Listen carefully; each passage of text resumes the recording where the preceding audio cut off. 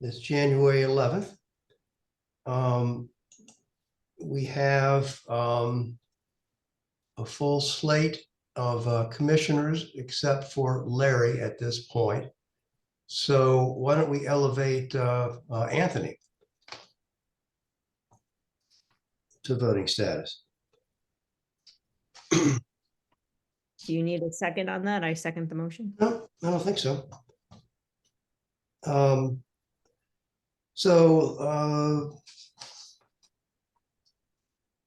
reading of the minutes, December 14th, the special meeting. Does anyone have anything on that? It looked pretty clear to me.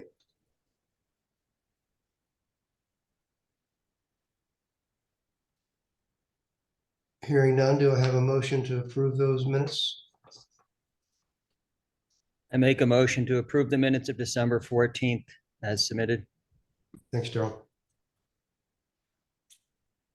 I can second that. Was that Sarah or is that Karen? Either one, but I think that was Karen. Okay. Sounded like Karen. All right. So any further discussion? All in favor, raise your hand for approval. Okay. Meeting approved. December 14th, the regular meeting minutes. Do I hear anything on that? I make the same motion for the regular meeting minutes as submitted. Great, thanks, Joe. I'll make the same second. All right.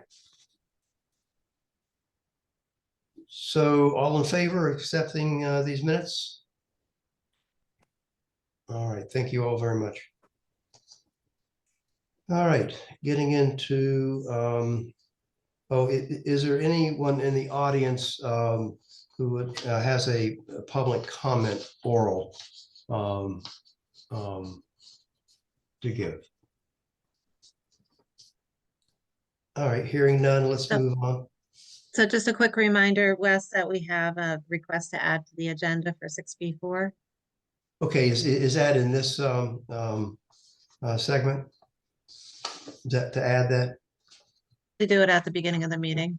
Okay. So we have a 6B4, which was the what was that again?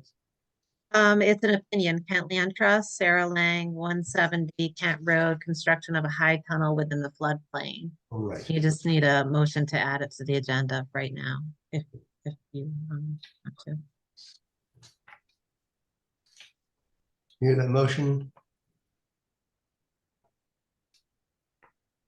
I move we add the section 1B4, is that it, Ty? To the agenda? 6B4. 6B4 to the agenda tonight. Thanks, sir. Second. All right, thanks, Joe. All in favor?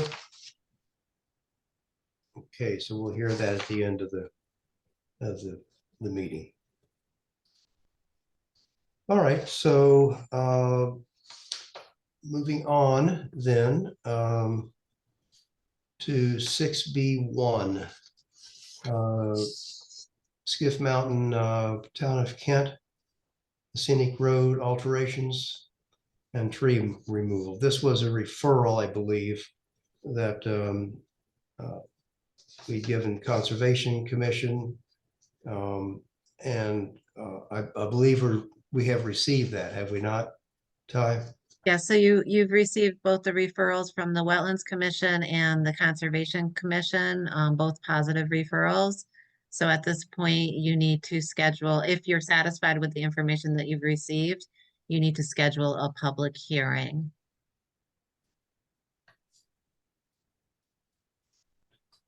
All right, does anyone see why we can't schedule a public hearing?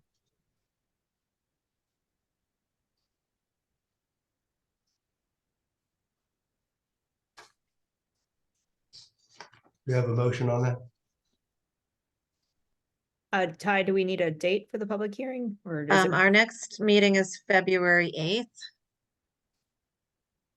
You can schedule it during that meeting. I move that we schedule applications SC 123 to the next meeting on February 8th. Second. Next term. All in favor? All right, so we'll hear that next month. All right, application 3120 through A, Mason Lord, 27 Maple Street. Change of use. Is Mason here? Yep. Hi, Mason. Hello, Wes. How are you? I'm good. How are you? Good. So you want to run through this with us? Yes. So 27 Maple Street is right across from the firehouse, and I bought it back in middle of December, and right now the house is zone residential, and we would like to change it to commercial because we'd like to operate our business, Hudson Valley Preservation, out of that office, out of that building. Our office is not a come see us office. It's really the bat cave for our residential construction company. And we really don't have clients coming and going, but there's a 4 to 5 employees that'll be in and out of there on a regular basis.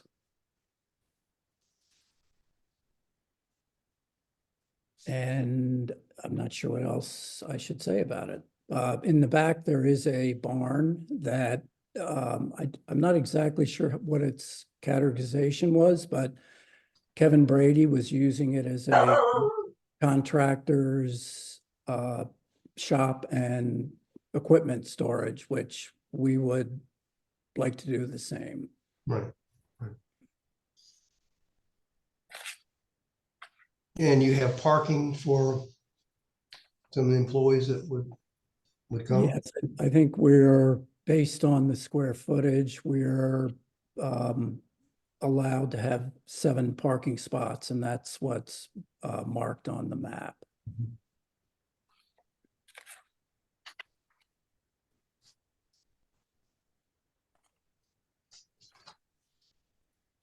Ty, did you have anything on this?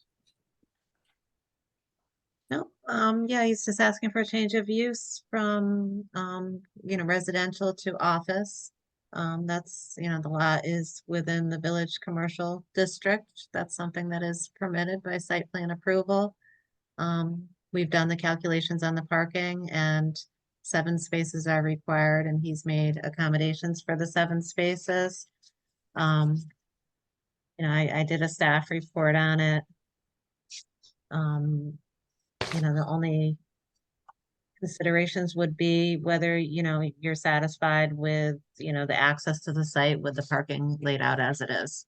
Right, right.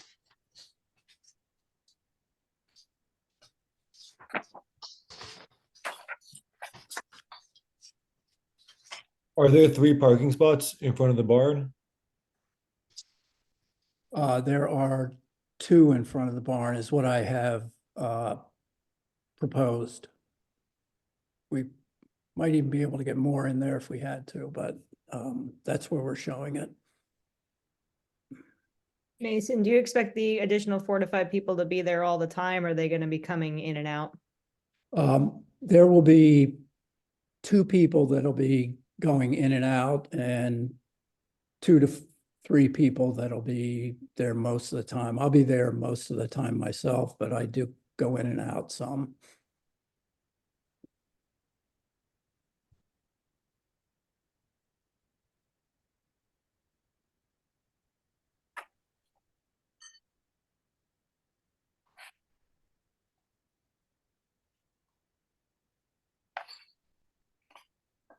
Anyone else? Well, I couldn't tell from the sketch, the dimensions for each parking space, whether or not they do comply with requirements. I think 9 by 18. Yeah, yes, well, That- the one area, so there's two driveways. There's one on the west side and one on the east side. And the west side is the driveway that goes back to the barn. And on the right, I've shown 3 parking spots there, which would be, I think, 54 feet. Do I do my math right? And I think we're a little short there, 50 feet, but it's very close.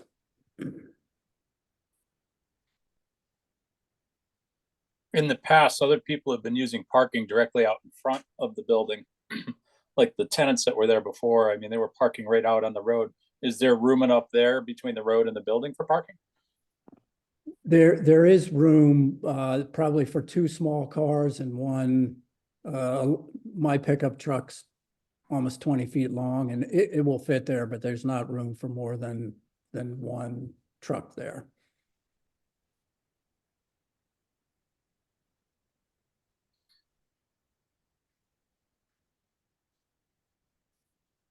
And Mason, if I'm looking at this correctly, where you have the areas that are highlighted in yellow, those are the parking spaces, right? So where they're in the proposed driveway and existing driveway, does that mean that people can pass around them or, okay? Yeah, that driveway, I think it's shown that it's 19 feet wide, but when I measure it, it's 20 feet wide. So you can get a car past, in and out, which is good, important.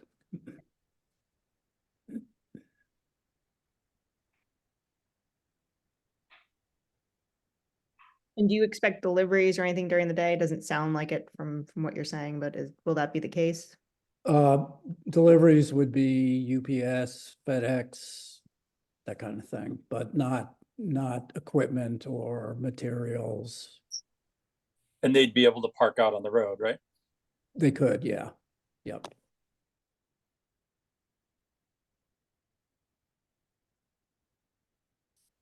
And just to clarify, no heavy construction equipment or anything like that would be involved in the parking? No, just cars and pickup trucks. No excavators. No excavators, no.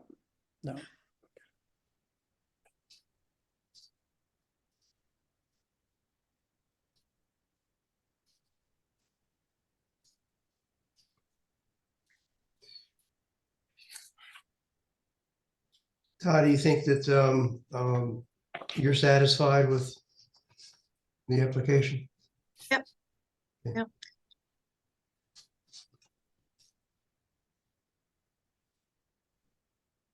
All right, so we've got some waivers. I think that I saw that it was 10 through 13. I didn't quite read the application right, I don't believe, but I think it's 10 through 13.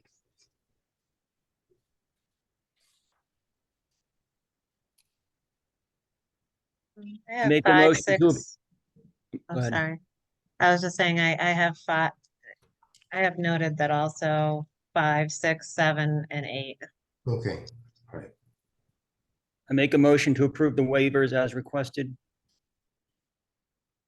I second the motion. All in favor? Okay, most waivers accepted. Do I hear the motion on the application to approve? Make a motion to approve application 131-23A, Mason F. Lord Jr. for 27 Maple Street.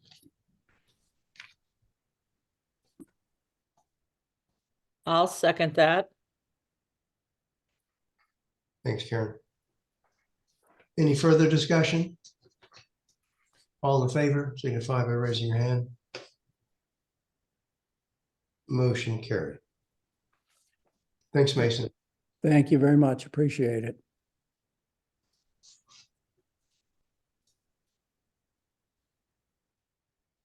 All right, application 01-24, Catherine Kane. This is a timber project. It's gone through wetlands, as I understand, and has been approved by wetlands. I think we have to take a look at it ourselves too. Ty, did you, Yeah, so it's in front of you for Horizon Line approval. Horizon Line, that's it.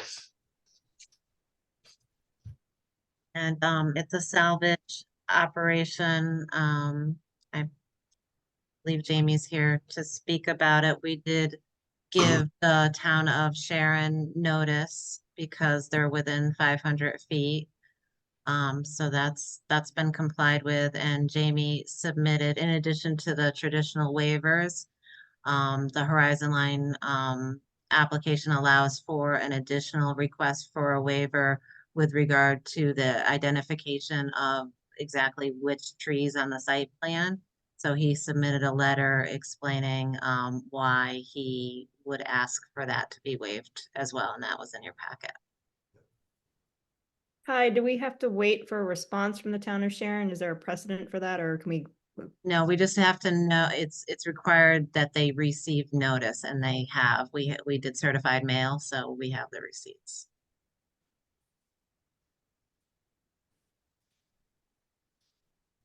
I'll also add they diligently called back and I spoke to them about Oh, it. you did? Yeah, oops.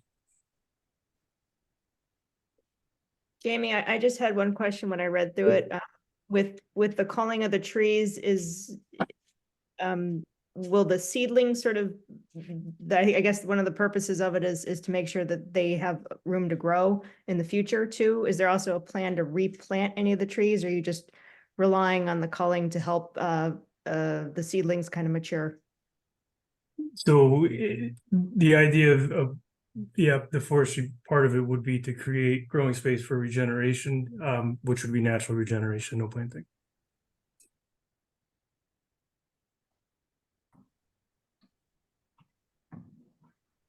You say natural regeneration, so you would plant or would not plant? I would not. Natural meaning Yeah. acorns, seeds, sunlight.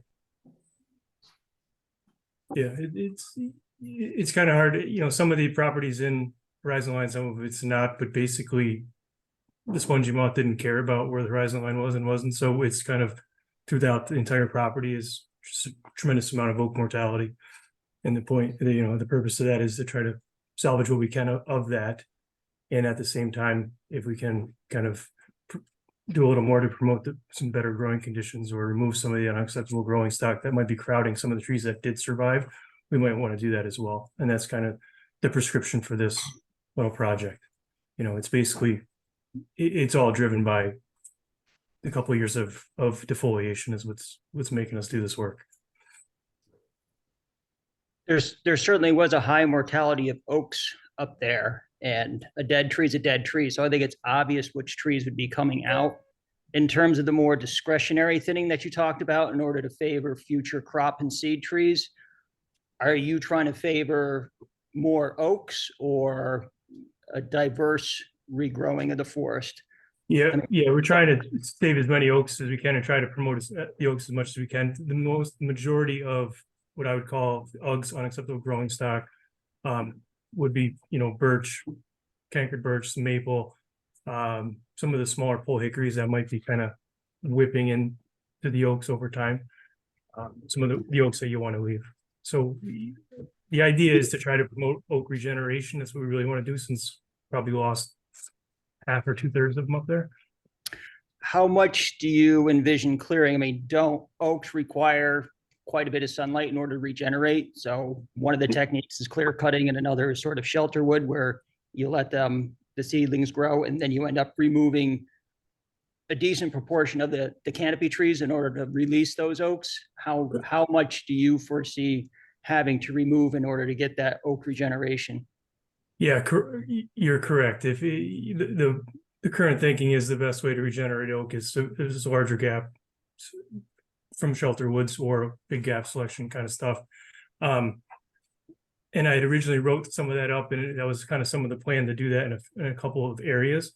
But this overall, this forest hasn't had a lot of treatment, and by treatments I mean previous thinnings. So I think going towards a full shelterwood style, kind of a full regeneration style, would be the next time. And as of now, because of the mortality, it's almost done a single tree selection for us because we know what we got to take out. So it's kind of an intermediary step. The next step would be to do more of a shelterwood in a larger section of openings, but this time not this time around. Okay. And you're noting this is going to take about a 4-month process because of weather conditions and making sure that the roads and everything are sustained up there. Yeah, that's what I guess. I mean, ideally, I would have loved to have done it towards the end of winter, but that's never going to happen. So, it's probably going to push into more of a summertime sort of job. And Daryl, you seem to know quite a bit about this. Is there more of an ideal time to do this too, or Jamie, does it matter? Well, certainly the snowless, semi-frozen ground would have been great, but it's tough to time it. So I'm sure that best management practices will dictate when he would go in there. Sure. I mean, we'd all love to work only on frozen ground, but it doesn't really even freeze much anymore. So it's kind of hard to time that. But the thing is, it's like you just gotta work where you can, and there's times where if it gets a little wet, then you just do some handwork and then you're all ready to go when it kind of dries up. Can I ask about the spacing, if you will? Will there be, is it sort of evenly dispersed where trees will come out, or will there be areas where there'll be a whole lot of trees coming out and then not so many? Does that make Yeah, no, it makes sense. I understand what you're saying. Okay. I would say what's odd about the mortality is that it's on the lower elevations of that property, and as you get a little bit higher, it's less. And then it's kind of more sporadic. So the concentration of trees that would come out, which are dictated by being kind of alive or dead, the percentage is definitely more on the lower elevation side. Okay. And then I can't tell you why that is, because I would have thought it'd be opposite, but the mortality is worse in lower elevations than higher. Interesting. Do you have an idea of how much wood you're going to be taking out of there? I mean, do is it 50 full trucks? Is it 100 full trucks? Is it, just an idea of how many truckloads you're going to be taking out of there? What's in my write-up? I think there's, I don't know if it's 300,000-400,000 feet. So truckloads, call it 5,000 feet, 90 loads, 100 loads, maybe even more with a little firewood. It sounds like a lot, but it's kind of not, because those trees, Because of the size of the property. and the trees are big. Like that's the sad part, is that it's like the bigger the tree, the more dead it is. It's kind of sad. Yeah. It's really hard to put in perspective. I mean, I talk about it like everybody looks at it the same way I do, but if you actually saw it, it's kind of disheartening. That's life. True. Yeah. Where is the major part, or where is the biggest part? Where are you going to be like parking the trucks? Where is most of all of the trees are going to come to one location, and then you're going to load trucks and then move from there? Do you have a couple different spots you're going to do that from? Do you have one location you're going to do that from? Yeah, it's 2 locations. The majority will probably come out Herb Road. That's the legal access on that side. So we'd have a landing kind of just inside there, just past the stream, and have a landing there. Trucks could back in and grab. And the other location that's identified is just off the end of the old Gid Lane, and that might move just a little bit depending upon season and kind of what we're doing in there. But those are the 2 spots that That's also a challenge, and so those are the two best spots that I can find so far, but it's challenging even that way. Yeah.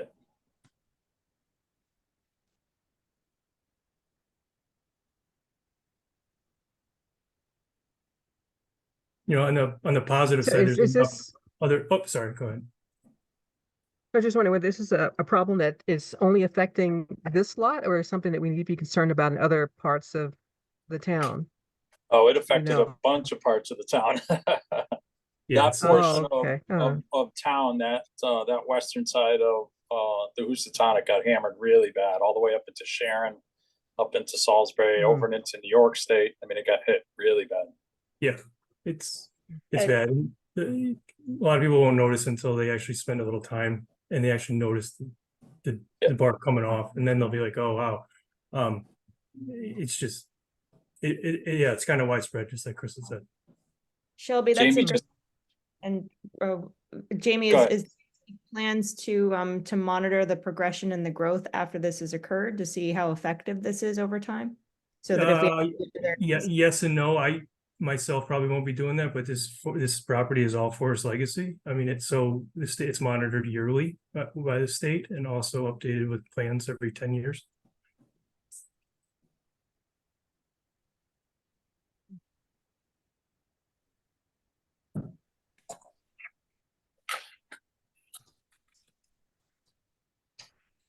And what I was going to say before is that the good part is, I guess if there is a good part, that it seems to be almost exclusively oaks that were affected, even though all the trees were defoliated at some point or another.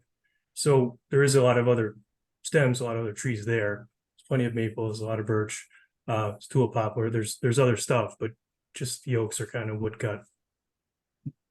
succumbed to the multiple defoliation. So this timber can be used, right? Correct. Yeah, no, we're getting towards, I wouldn't want to push it much. The longer it goes, the less valuable it'll be. You know, if we go a couple of years, it's just going to be Right. ridge mats, and Right. it's kind of a sad ending to big trees. All right, so Ty, what are we to do here? So there's some waivers, I think, associated with the approval. If you'd like to accept those, I don't know if you're ready to move forward with a motion to approve.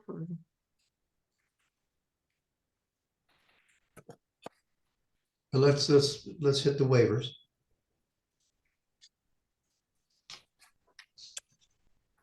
So you have 4, 5, 6, 7, 8, 9, 10, 11, 13. And then that additional waiver under 5753 That's under horizon. the horizon line. Right. Is there a motion on that?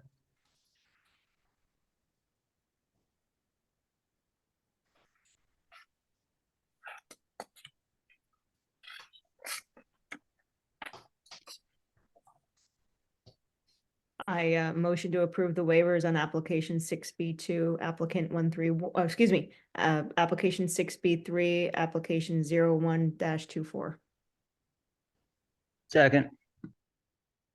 And that's including the horizon line waiver. Correct. All right, all in favor? Okay.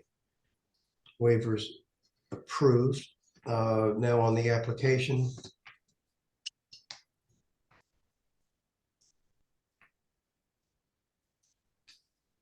Is there a motion to approve?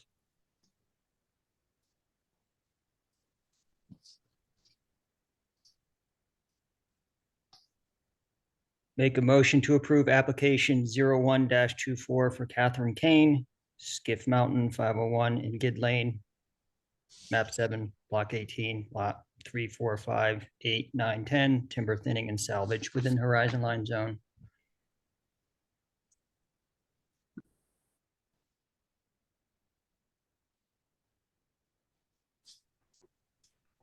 Your second? I'll second I that. second. Thanks, Karen. All right, any further discussion on this?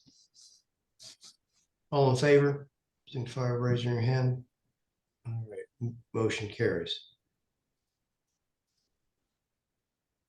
All right, 6B.4. Ty, would you go through that? Sure. So, again, this is the Kent Land Trust property. The proposal is to do a high tunnel within the A11 zone of the floodplain, which is subject to the floodplain regulations overseen by the Planning and Zoning Commission. They're looking for an opinion about some of the, well, first of all, I think there's two issues at hand here. They submitted a bunch of information regarding high tunnels and an opinion that they are a temporary structure and exempt possibly under agriculture. And then also in addition to that, they've also submitted some information saying that agriculture is exempt from engineering, I guess when it comes to floodplain regulations. So those are, that's a requirement of your regulation.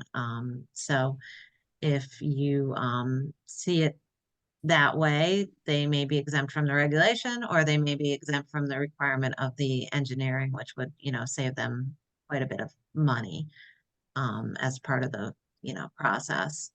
So I did include in the packet all the information that they provided. I also touched base with the building official because he really knows most as far as, our office is concerned about the floodplain and their requirements and what he considers, because they will still have to, work with him regardless. What he considers temporary, not based on Connecticut building code. I think some of the information they supplied was from Maine, so sometimes it doesn't transfer over from states.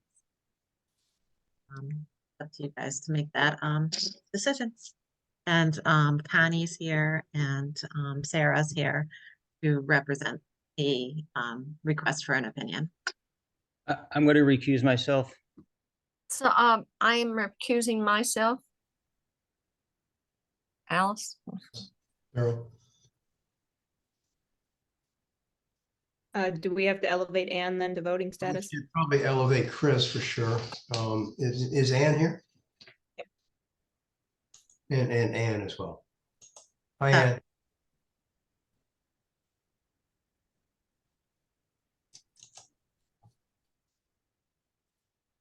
Okay, Connie? I'm actually going to let Sarah speak.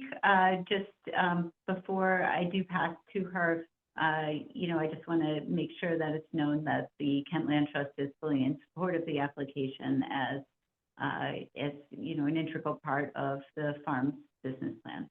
So, go ahead, Sarah. I should quickly, before you get moving along, 1 second real quick, I should recuse myself also. Sorry about that. All right.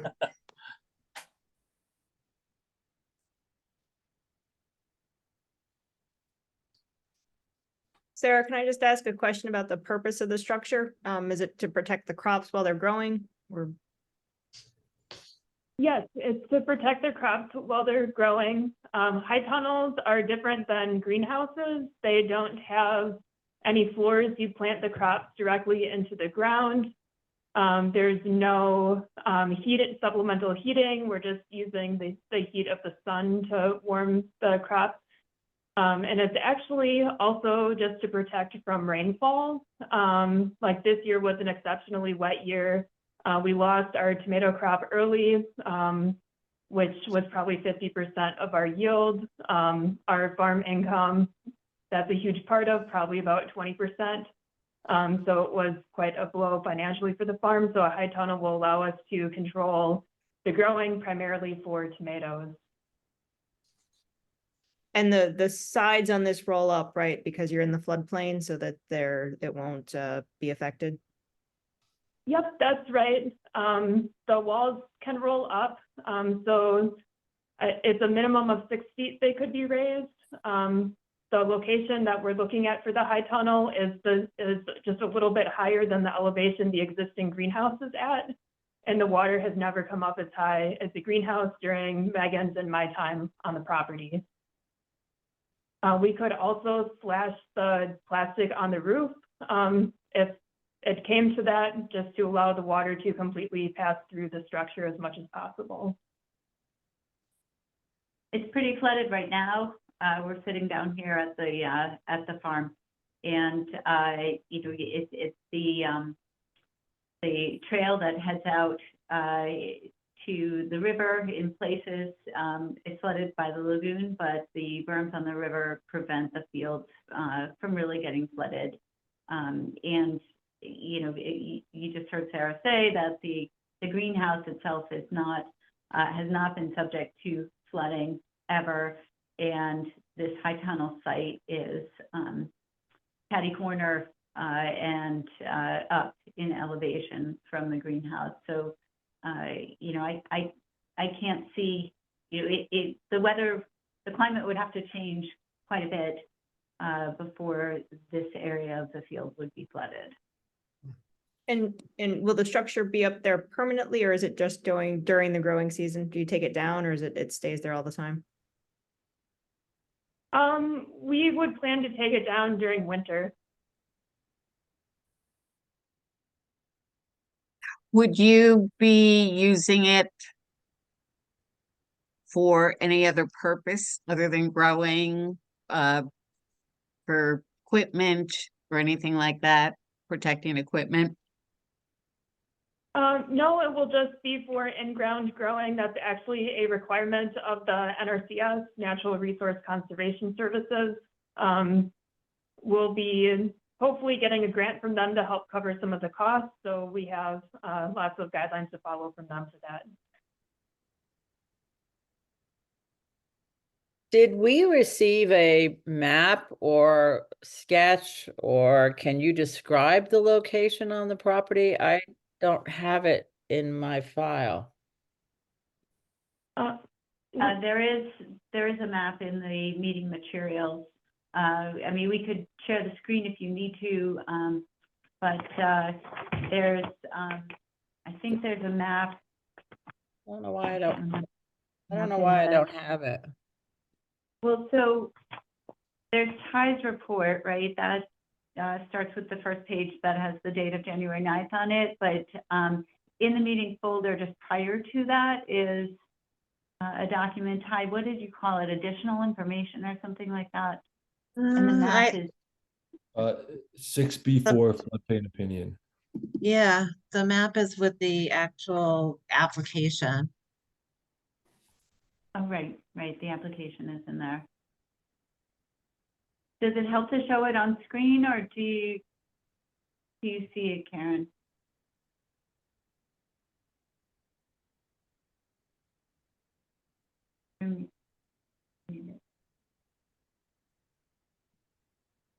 Karen, we can't hear you. I'm sorry. I said I don't have it. I don't know why it didn't print out. And I'm just trying to get a sense as to where it is on the property. Do you want me Share to the screen, share? that'd be great, or just if you want to describe it, where it is.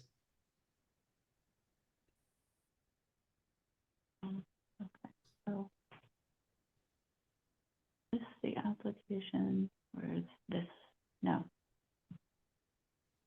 The application, is it in this one, Sarah? That's probably the supplemental This is the stuff. supplemental. Aaron, it's in the Right. file, floodplain opinion. Yeah, that's the one. I thought I printed this out. I'm not sure it's in this one. I have to like back out into the folder. You know what? I'm not set up to share this. Maybe somebody else could, or if we want to move on, I can get it going while we continue the discussion.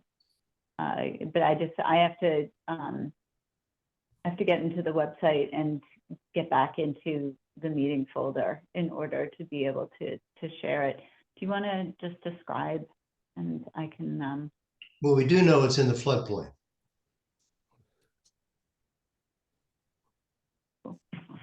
Yep, it's in the floodplain, but it's at a higher elevation than the greenhouse currently is at. Right, right.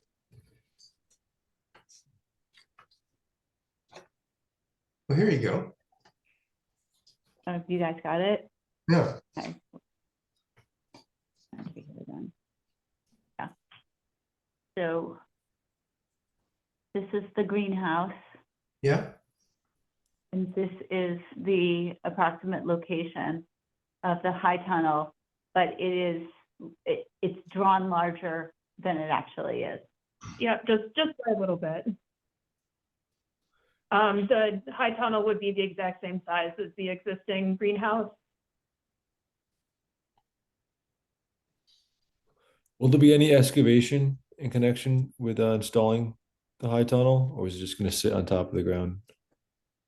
It will sit on top of the ground. So there's no flooring at all. The only thing that goes in ground is some driven metal posts that are the support for the roof. And how is irrigation supplied into it? We'll be running hoses from a frost-free hydrant by the greenhouse over to the high tunnel.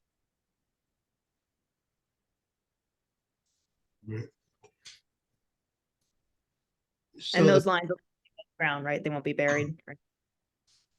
Yep, they'll be above the ground. There'll be no electric, no heating oil or anything. So the purpose of the floodplain regulation is the protection of public safety. And doesn't seem to be any public safety on the line here. It's simply an agrarian use. That would be my view.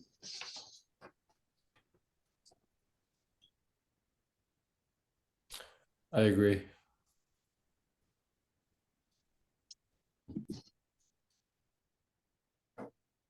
Thanks for sharing that. I understand now where it is. You're welcome.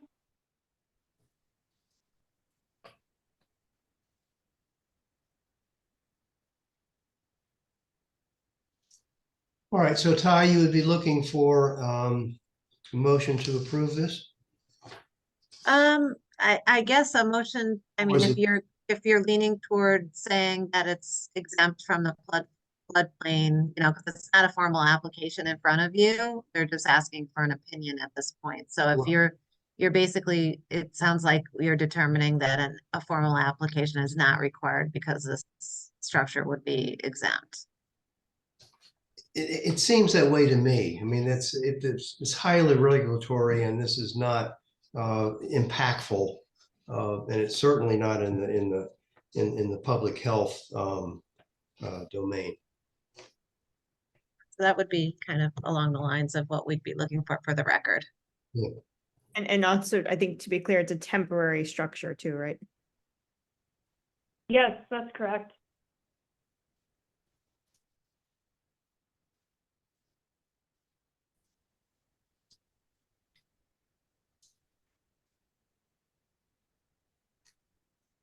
I don't see a problem with it. So, Ty, do we need to vote on this, or can we? I think it would be ideal in this case to do that, just for the record, a motion just saying that this, you've determined that this is exempt. All right. We hear that motion? One quick question, Ty, should we also in the exemption note that it's for an agricultural structure to an agricultural related business? Yeah, that'd be great. If that's part of your determination, why? Right, then, and that has a lot to do with it.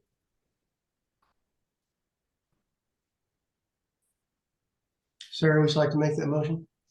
Sure, and that this is a motion to approve then, the request. There's a motion to approve the request for the to the agenda 6B4, the opinion from the Kent Land Trust, Sarah Lang, 170 Kent Road, construction of a high tunnel within the floodplain. Was exempt from the right.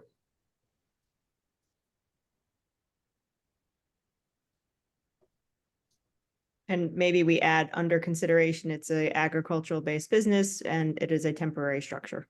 Right, perfect.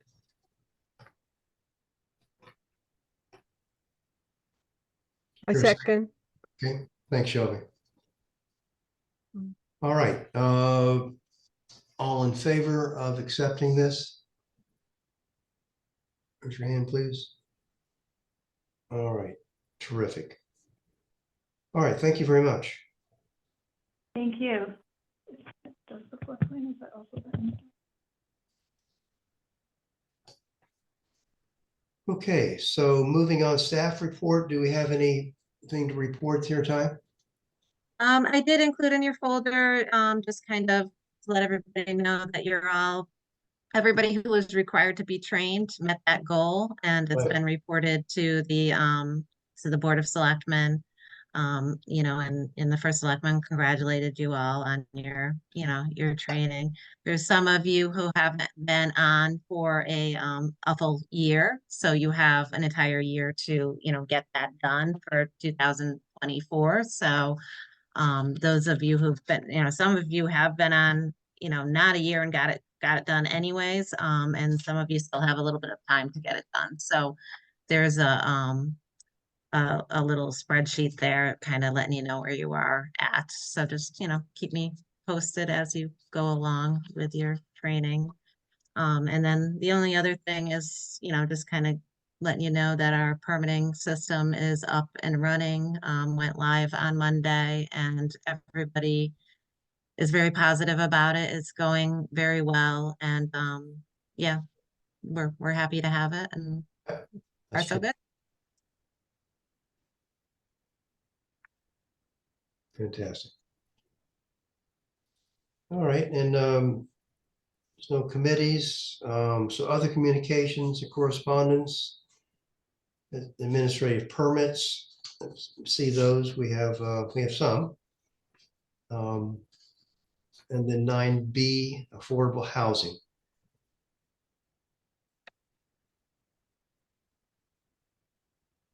So Jocelyn reached out actually to Matt, who forwarded on to me. They're looking for a representative from the Planning and Zoning Commission to have 3 to 6. They're going to have 3 to 6 in-person meetings in 2024, and they're looking for a representative to kind of join in those meetings. So I kind of included the email in the packet so you know what you're getting yourself into. But if anybody's interested in stepping forward to be that person. Hey, The Ty. first meet, sure.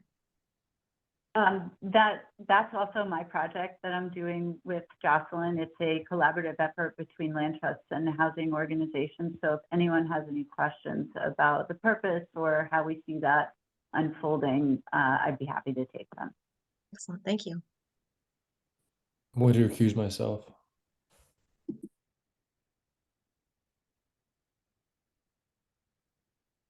Connie, Well, this is, I talked to I'm sorry, I talked to Connie a few weeks ago about the project and expressed an interest in doing it. Depending on when the meetings are being held. I mean, I could I attend most, if not all of them. Sarah, are you going to volunteer? I just had a question. If you're volunteering, I Oh, defer to okay. you. But it is also, this is a nonprofit too, right? The coalition? Yes, that's right. They, from the land trust side, my role is that I coordinate the Green Print Collaborative, which is all of the land trusts in our Northwest Connecticut region. And there's a similar organization that's headed up by Jocelyn Ayers and Lindsay Larson. So yes, they have it's a nonprofit, and it is a collaborative to help to get all of the housing organizations coordinated and networked.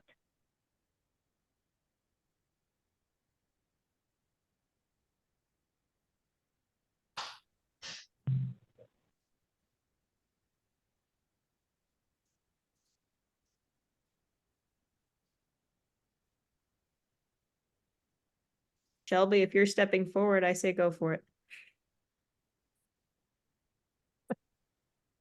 Okay. Is she here? Do it. That's great. Thanks, Shelby. Thanks, Shelby.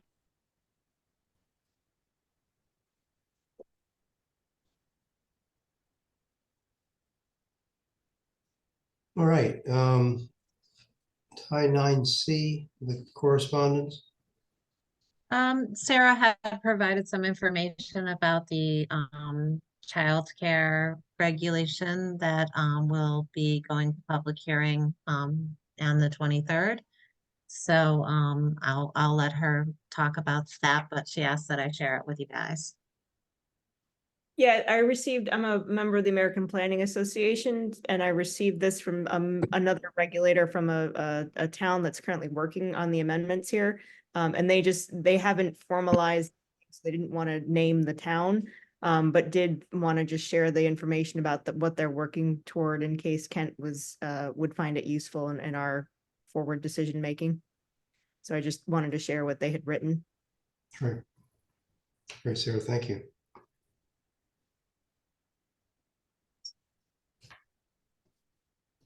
All right, so I had asked Ty to put on the agenda a discussion regarding in-person meetings.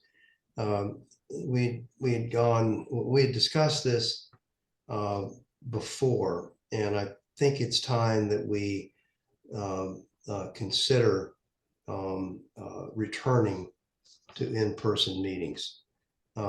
There's so many advantages to being face-to-face with your fellow commissioners and sharing. It's really about the commission more than it is about applicants or whatever. But so I thought I would throw this open and see how people felt about going back to in-person meeting, either hybrid or simply a recorded meeting. Daryl, what do you think? Well, I expressed pretty strong support for virtual meetings because I did think that it favored applicants in terms of access and the public in terms of being able to attend, especially since some of our meetings are fairly lengthy. It's certainly a less painful way for the public to engage. If a hybrid meeting is not going to require too many logistical challenges, that's the best of both worlds. But it is the best of both worlds. Yeah, I've enjoyed our Zoom meetings despite what I thought originally. So I'm adapted to them now at this point. Karen, how about you?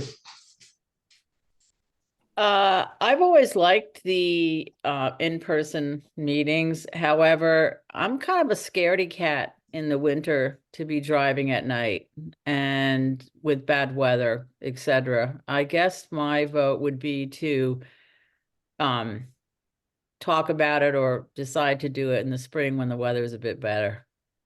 Oh. That's the only concern I have. We gotta get up and down this mountain west. Well, I know, but we did it before. True. I guess I'm easy. I'd go either way. Alice, how about you? Well, I'm not easy. I don't want to go back. I want to keep going forward. Zoom is a part of our lives. It's used in personal affairs as well as public affairs. So I'm very much, I would not want to go back to just personal meetings. The hybrid would be wonderful, but I would be opposed to give up Zoom and go back to individual. I understand the human connection, but I got to tell you, I think we all know what we look like and act like on Zoom, and it's the same in person. So I'm very adamant that we stick with the digital, the virtual. Okay, all right. So anyone I else? like having Zoom meetings because I'll be honest, I cannot hear anything in that room And Wes, you and I kind of sit Yeah, on the other side of the table and people talk facing where most of the commissioners sit. And that room is so vast and the ceiling is so high. I mean, I can't hear half of what goes on. mhm. Shelby, you're new to the commission. How do you feel about this? I think I share Alice's views. Yeah, and because my teaching schedule sometimes may be difficult for me to get back to a meeting, and the schedule changes every year. And in the summer, I'm often away from Kent for maybe a month or so, Right, so I yeah, wouldn't be able to attend a meeting. right. Well, there certainly are conveniences for sure. No question about it. All right, anyone else like to share? Well, pretty much. Osti has her hand up as a member of the public, I guess. I'm sorry, who's? Osti has raised her hand. Okay, Thank you for letting me speak.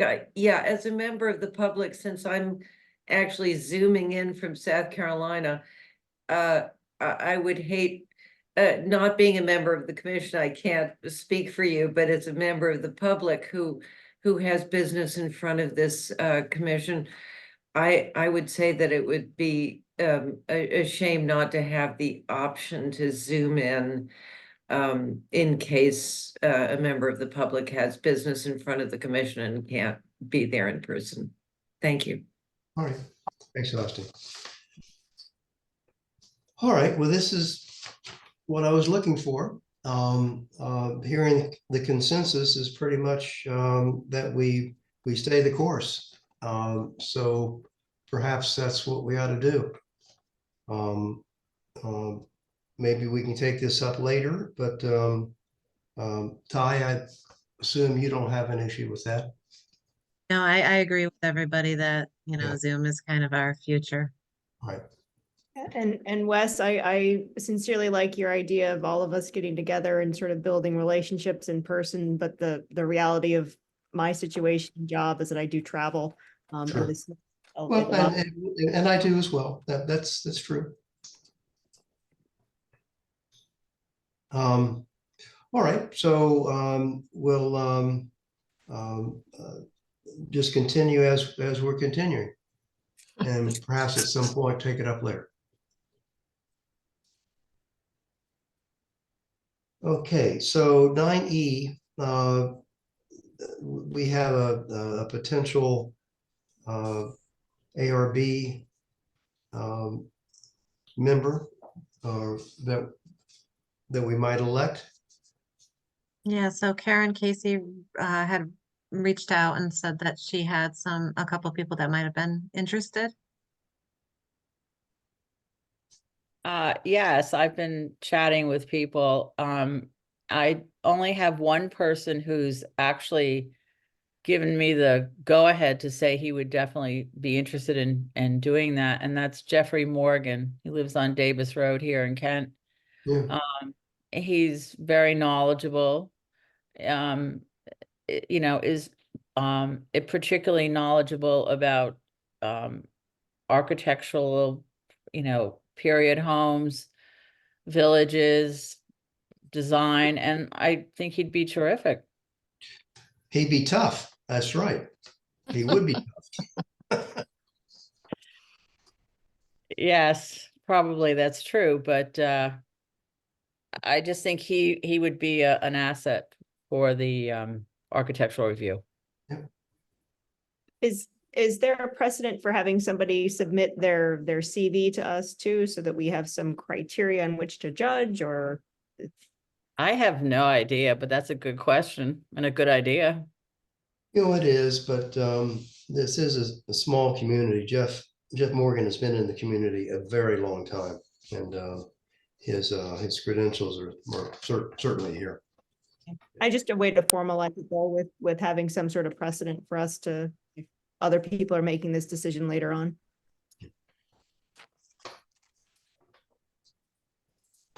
there an issue with the Architectural Review Board? They don't have enough members? Is that what's going on? Yeah. We have a couple vacancies. We had one resignation recently and then one previously in the year. So we have one member opening and one alternate opening.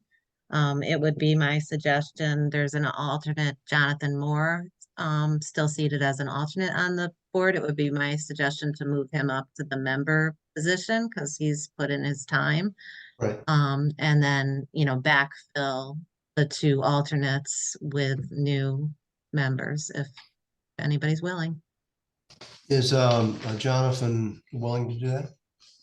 I mean, and we haven't, had a formal conversation, but I do get the sense that, yes, I probably pretty confidently say that he would be happy to do that. How many members do they need? 6? So there's 7 altogether as a group, but there's 2 alternates. So it's 5 regular and 2 alternates.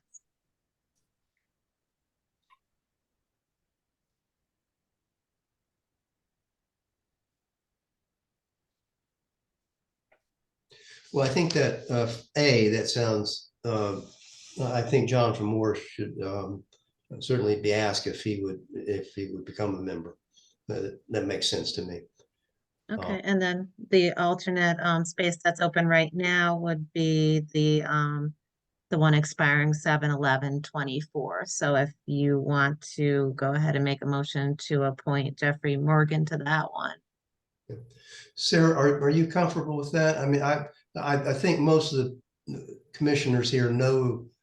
Yeah, no, I'm comfortable with it. I would just suggest in the future we establish some Yeah. basic, yeah. And Karen, Jeffrey says he's wanting to do it.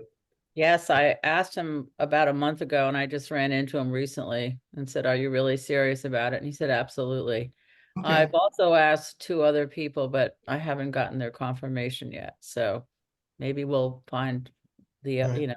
another person for the seats.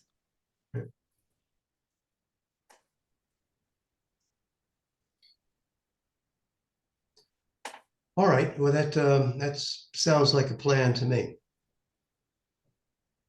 Do we need a motion on that, Ty, or is this? okay. Yes, please. It would be a motion to fill the alternate member seat expiring 7/11/24. I move that we appoint Jeffrey Morgan to the alternate member seat of the Architectural Review Board expiring 7/11/24. Thanks, Cheryl. Second. Thanks, Cheryl. All in favor? All right, Jeffrey. Man, he's going to be tough. I'm telling you.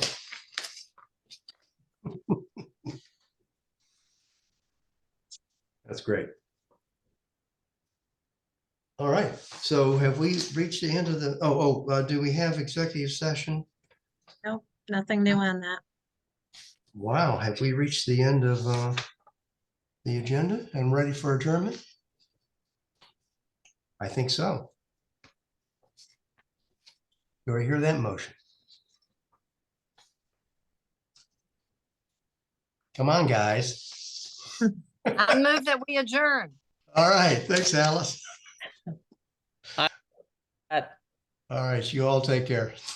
You too. Have a good night. Night, Good guys. night. Happy New Year. Hi, Happy New Year. Year. thank you.